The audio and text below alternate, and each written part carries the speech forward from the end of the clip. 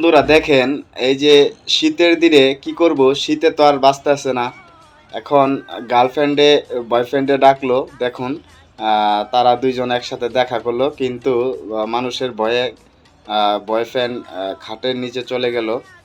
তো জিনিসটা খুবই অন্যরকম দেখা গেলো, কারণ পোলাপানের বয়স হলে বিয়ে দেওয়া উচিত।